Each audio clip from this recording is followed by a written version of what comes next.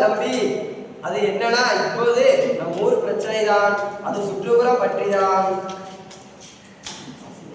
சுற்றுப்புறமா என்னன்னா காத்து மேல காத்து கீழ காத்து மேல காத்து மேல காத்து மேல காத்து அடிக்குது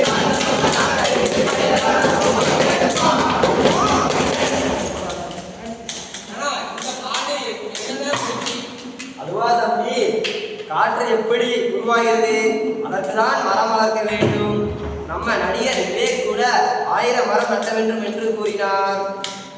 மரம் வளர்ப்போம், மழை பெறுவோம், அதன் பயன் அடைவோம் என்று விடை பெறுகிறோம்.